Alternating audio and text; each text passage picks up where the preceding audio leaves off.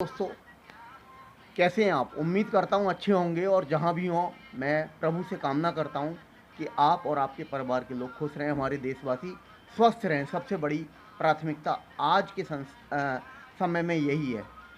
आज हम देखते हैं कि बहुत सारी स्थितियाँ स्वास्थ्य की दृष्टि से देखें तो या अन्य दृष्टि से देखें तो बहुत ज़्यादा हमारी सरकार फेल हो चुकी है और बड़े अफसोस के साथ ये वीडियो बनाना पड़ रहा है कि देखिए हालात क्या हो रहे हैं। गंगा नदी में पिछले 2 दिनों से या 3 दिन के हैं, 3 दिनों से डेड बॉडीज मिली हैं बक्सर में। उसके अलावा यूपी के उन्नाव शहर के पास भी आज कुछ न्यूज़ में बताया गया है, उन्नाव शहर के पास में भी मिली हैं। हालत ये है कि वहाँ के डीएम उनका दाह संस्कार कराने का पूरा प्रयास कर रहे हैं, पूरा प्रशासन लगा हुआ है, सरकार अपनी पूरी कोशिश कर रही है, लेकिन कोशिश करने के बावजूद हमारी सरकारें कुछ पूरी तरह नहीं तो कुछ असफल हैं इस स्वास्थ्य के मामले में। आज कोविड से हालात इतने ज़्यादा ख़राब हो चुके हैं कि परिजन उनकी डेड बॉडीज नहीं लेने आ रहे हैं हॉस्पिटल्स में, और हॉस्पिटल वाले भी शायद क्या कर रहे हैं, उनकी डेड बॉडीज़ को थ्रो कर रहे हैं नदियों में, और वो बहुत सारी डेड बॉडीज बहती हुई कहीं का कहीं यूपी से बहकर बिहार पहुंच रही हैं और हालात बहुत ज़्यादा ख़राब देखने को मिल रहे हैं, अमानवीय दृश्य देखने को मिल रहे हैं। वहाँ गांव के लोग जहाँ मिल रही हैं वहाँ गांव के लोग परेशान हैं कि उनके गांव में कोविड ना फैल जाए।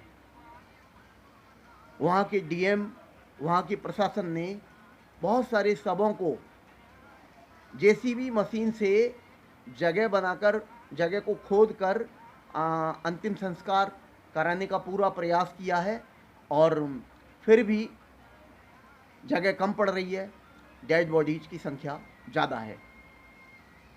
क्या कहेंगे ऐसे हालातों के बारे में, और ये हालात कब तक सुधरेंगे कुछ समझ में नहीं आ रहा।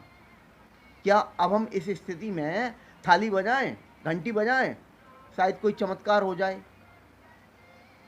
पहले हमें सतर्क और सजग रहना चाहिए था। वहाँ हमारी सरकार ने या हमारे प्रशासन ने बहुत सारी चीज़ों पर ध्यान नहीं दिया।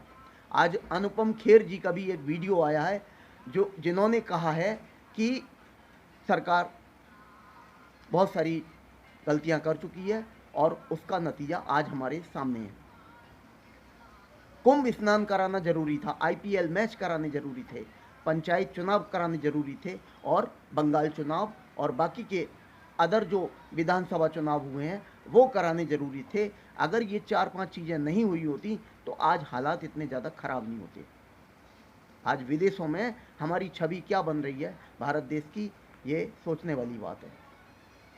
और कितने कितने अमानवीय दृश्य देखने को मिल रहे हैं वीडियोज़ में कि महिलाएं बता रही हैं जिन्होंने अपने पति को खो दिया है, अपने बच्चे को खो दिया है, वो बता रही हैं वीडियोज़ में पत्रकारों को कि उनके साथ हॉस्पिटल के डॉक्टर्स गलत व्यवहार कर रहे हैं।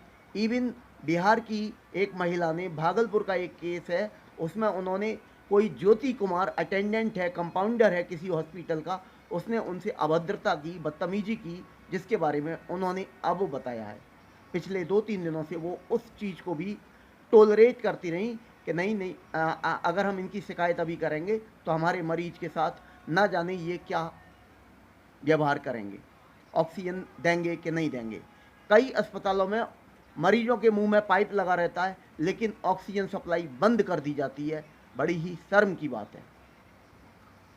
बहुत सारी जगहों पर ऑक्सीजन सिलेंडर की कालाबाजारी हो रही है।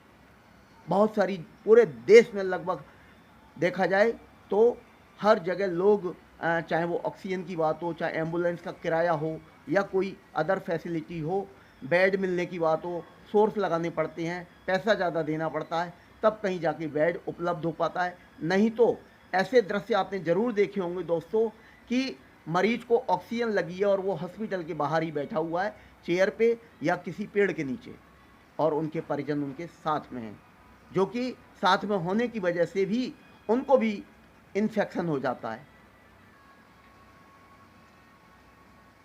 फिर हम कहते हैं कि हमारा देश आगे चलकर विश्व गुरु बनेगा। अभी तीसरी लहर आना बाकी है, ऐसा एक्सपर्ट्स कहते हैं। जब हम सेकेंड वेव के लिए ही तैयार नहीं थे, आज हमारे हालात कितने ज़्यादा ख़राब हैं, तो थर्ड वेव का हम कितना बढ़िया मुकाबला करेंगे, शायद आप गैस कर सकते हैं, अंदाज़ा लगा सकते हैं।